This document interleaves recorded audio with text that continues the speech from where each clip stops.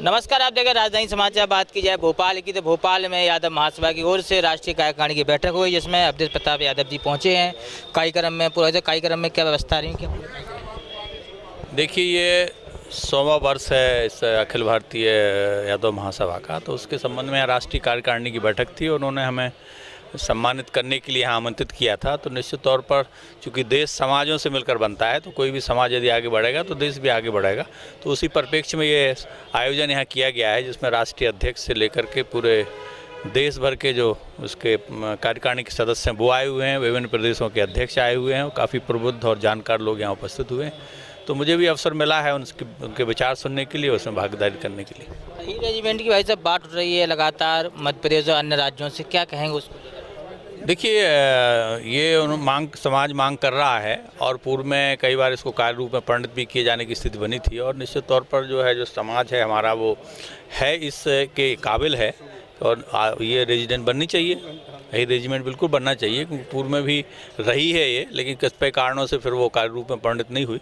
तो सभी की मांग है और सरकार उस पर देर सवेर विचार करेगी और बनना ही चाहिए। राजधानी भोपाल में अधिवेशन हो रहा है भाई साहब, बहुत बड़ा अधिवेशन, इसमें लगातार अन्य राज्यों के समाज के लोग आ रहे हैं। क्या कहेंगे, पहली बार हो रहा है राजधानी भोपाल में? देखिए, हाँ, इन्होंने चूँकि नया केंद्र वहाँ डेवलप किया है और सभी समाजों में जागरूकता आ रही है, उसी तरह से इस समाज में भी जागरूकता आई है। युवा पीढ़ी भी आगे बढ़ रही है, पुराने लोग भी बड़े प्रबुद्ध हैं, कई सांसद और पूर्व मंत्रीगण यहाँ आए हुए हैं। पूरे देश भर के, जैसे मैंने कहा, अनेक राज्यों से यहाँ लोग पधारे हुए हैं। तो एक बड़ा आयोजन, ये कल शायद इनका आयोजन वहाँ है, तो अच्छा आयोजन रहेगा, समाज के लोग मिलेंगे और जो समाज में कुरीतियाँ व्याप्त हैं उसको भी निराकरण करने के लिए यहाँ चर्चा हो रही है।